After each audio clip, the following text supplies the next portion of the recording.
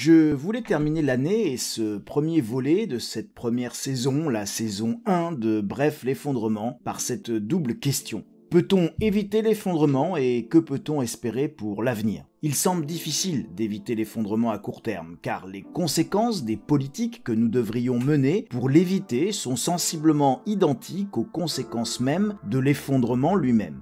Prenons uniquement l'exemple de la dette de la France pour illustrer cette idée.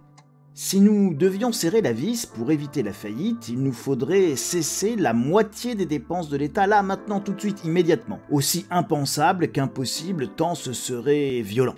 Si demain nous faisons faillite, alors nous serons obligés de ne payer que ce que nous pouvons payer, soit environ la moitié des dépenses actuelles. Alors pourquoi se faire mal tout de suite ? Autant reculer le problème et le moment de l'addition. Les conséquences de la faillite ou des politiques à mener pour l'éviter sont sensiblement les mêmes. Alors nous irons jusqu'à la faillite et l'effondrement. C'est d'ailleurs pour cette raison que, d'astuce en expédient, nous reportons toujours à plus tard et autant que nous le pouvons le moment de l'effort nécessaire. Ce moment est inéluctable, même si personne n'en connaît ni le jour ni l'heure.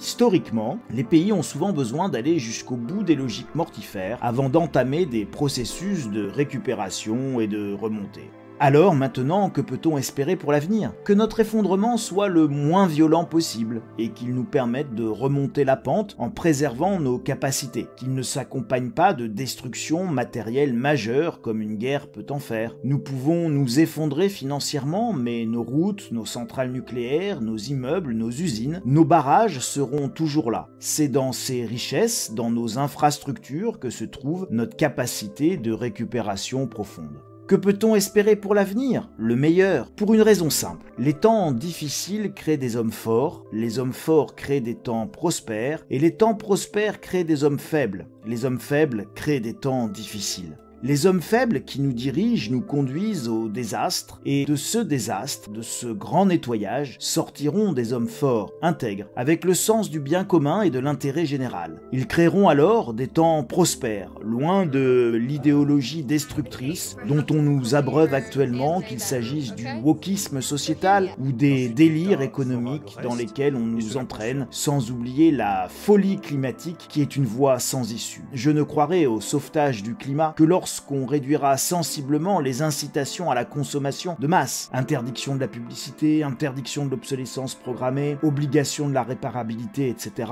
Et que l'on cessera de nous parler de l'industrie du recyclage qui n'est jamais rien que le miroir de la hausse de nos déchets en raison de la consommation de masse forcée que l'on nous impose et qui ne cesse en réalité de croître. Nous sommes dans une société paradoxale, mêlant les excès les plus délirants et la mollesse la plus totale. Nous sommes dans une société où beaucoup ne veulent plus travailler, ne veulent plus faire d'efforts, où les valeurs comme le courage, la constance et l'engagement ne veulent plus rien dire. Une telle société ne peut pas marcher, ne peut pas fonctionner. Revendiquer le droit à la paresse, c'est très bien, mais si tout le monde le fait en même temps, la société s'effondre sous le rien. Il ne se passe plus rien, car les joueurs cessent de jouer. C'est d'ailleurs exactement ce qui s'est passé dans l'ex-URSS. Les gens ont cessé de croire en cette fiction imaginaire du stakhanovisme et du socialisme triomphant. Et l'URSS s'est effondrée sous le droit à la paresse de chacun, sous le rien.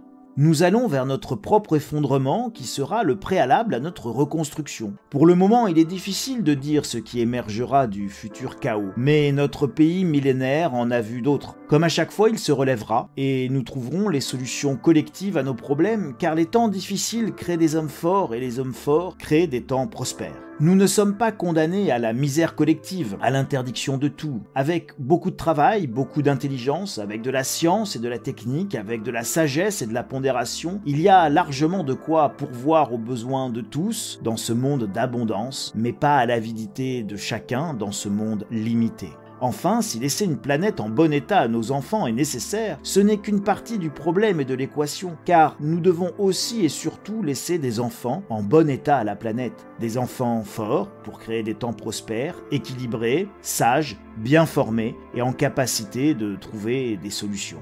Il est déjà trop tard, mais gardez toujours l'espoir car rien n'est terminé. Ce n'est pas la fin de l'histoire, mais le début d'une nouvelle page à écrire et d'un pays à reconstruire. Plus humain, plus fraternel, plus harmonieux. Pour ceux à qui Noël signifie quelque chose, je vous souhaite un très joyeux Noël. Aux autres, de belles fêtes de fin d'année. Et à tous, beaucoup de joie, de bonheur et d'amour avec vos proches et ceux que vous aimez. Je vous laisse pour quelques jours de repos et on se retrouve l'année prochaine pour la saison 2 de Bref l'effondrement. Il est déjà trop tard, mais tout n'est pas perdu, alors préparez-vous les amis, préparez-vous et préparez de beaux réveillons.